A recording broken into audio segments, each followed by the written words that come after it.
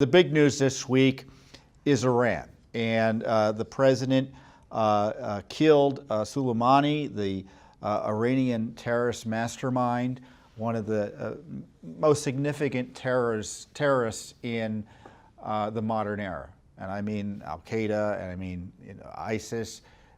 In many ways, he puts them all to shame in terms of the carnage, both here and in South America and Central in Europe, and of course in the Middle East he's been able to wrought. But like all gangsters, he depended on fear rather than strength to get to advance his terrorist agenda on behalf of Iran. And I have to hand it to President Trump for upending the 40 years of American administrations coddling and kowtowing and to the Iranian terrorist regime, and basically letting them get away with murder. And President Trump saw that this man was responsible for the death of at least one American contractor, was planning additional terrorist attacks, had recognized he could have been and should have been killed many years earlier, and authorized the strike that led to his demise. And the left went crazy, as the left often does with anything President Trump does. And of course, on top of that, they hate America, too many of them do. So anytime America takes strong acts of national defense, they oppose that. And they thought it was going to be, or pretended it was going to be, World War III. And as I said last week, they seem to be even hoping for dangerous escalation by Iran. And instead, the Iranians launched missiles at a U.S. base in Iraq that had zero impact, thankfully, no casualties. And the Iranians made it be known that they were done, that was the conclusion of their retaliation, at least directly, for the death of its terror leader. So a big victory for President Trump, because he called the Iranian bluff. He exposed the Iran regime as a paper tiger regime that is fundamentally weak. And as I said, he almost revolutionized American foreign policy with respect to Iran. And so the left has been attacking him. They've been trying to constrain his ability to defend America and protect. And even after Iran attacked the United States, they tried to pass, or successfully passed in the House, a non-binding resolution that would attempt to restrict the president's ability to act in defense of the nation. But of course, it's a non-binding resolution, so it's just a lot of noise signifying nothing. But the president scored a significant tactical and strategic victory. So that's like kind of the big point.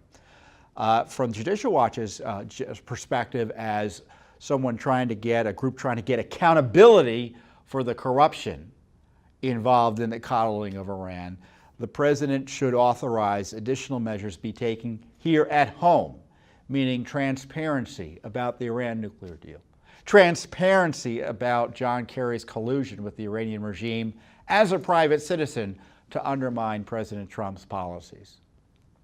In fact, we sued for Kerry's communications and activities that the State Department might have in terms of his connections with the Iranian regime, his collusion. And the State Department came back to us and said, oh, we can't find anything. I think they gave us one document, a meaningless document. And obviously we dispute whether or not there are documents to be had, and we're going to be fighting with them there. But on top of that, we had been sued, I think we had sued the Treasury Department for details on the $400 million in cash. Now, I know the number's been bandied about that the Iranians were given access to $1.8 billion in wealth. Well, the corruption, and which is generally corrupt, I agree, but the nasty side of that was the $400 million in hard currency that the Obama administration, in the dark of night, transported to Iran. And when supporters of the president, I think Secretary Pompeo said that money ended up supporting the sort of missile attacks that we suffered through this week. The left went crazy, but it's factually accurate. Where else would this money be going to? And so we asked for details about that really outrageous act of sending cold hard cash to the Iranian terror regime, even though the Iranians, in theory, owed us money. Unbelievable. But the Treasury Department, under this president, under this administration, has given us the proverbial hand to the face.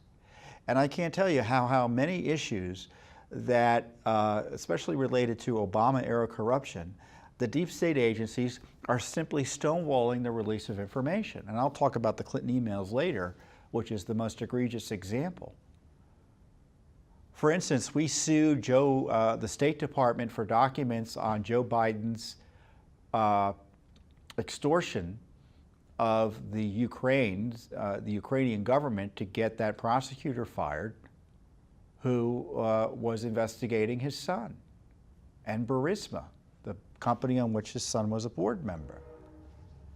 Now, you may recall, it's been out there, if you haven't seen the video, you should watch it. Biden, proudly talked about how he told the Ukrainian government, we've got $1 billion in aid, you won't get it unless this guy's fired. And by the way, he implied that Obama knew and approved of this extortion scheme. Of course, he didn't call it extortion, but he essentially was talking about it as if it were. So we sued for documents about the firing of Shokin, about what the State Department knew and when. Because we also know, thanks to even the in many ways, Keystone Cops impeachment charade that went on in the House, that incredibly the coup cabal trying to take out President Trump provided more substantial evidence that the Obama administration was concerned about Biden and Ukraine and its conflicts of interest there. So we've been asking for the documents. We asked, I think, back in September of last year. And to date, we still haven't gotten any information. We've had to sue. We still haven't gotten any information. And the State Department told us, I think either last week or the week before, one of our attorneys told me, that they had not even finished searching for the records and won't be able to finish searching for the records until the end of January. So the State Department for, September, October, November, December, January, plus 4 months, and they haven't searched for any records or completed a search for records on one of the biggest corruption stories in the last few years, which is the Biden connections to Ukraine. Secretary Pompeo needs to get on the ball here, don't you think? So isn't it coincidental that these records won't even begin to be produced to us? So when they say they haven't searched for the records, that doesn't get us the records. Once they search for the records, they then slow walk them out to us because they, quote, have to be reviewed. And they start blacking out things and consulting with other agencies to make sure their interests are protected and nothing classified is released. And they start withholding material to protect the interests of the government decision makers because they don't want any information to come out that will chill government deliberations. That's the torturous process we have to go through to get these records.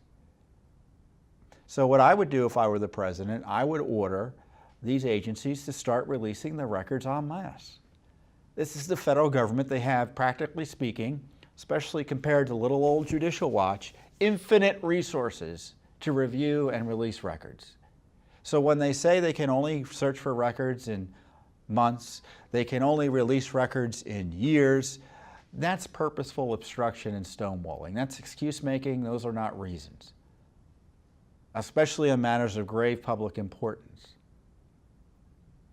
And the deep state's approach and the left media complex's approach is that if the target of public inquiry is someone they like politically, whether it was Hillary Clinton in 2016 or Joe Biden this year, they should be immune from scrutiny. And certainly the State Department is full of partisans who don't want to see President Trump reelected, so you can bet they're slow walking the release of information. So the president needs to take direct action to ensure the information is released. Release everything on the Iran nuke deal. Release everything on Joe Biden and Ukraine. Release everything on Obama's communications with Iran. Release everything on why the president had a good faith reason to ask about Ukrainian corruption. That means expose what the Obama gang was doing to try to destroy him in league with the Ukrainian government in 2016. Because if he relies on the deep state agencies to release information, we'll get it during the Chelsea Clinton administration.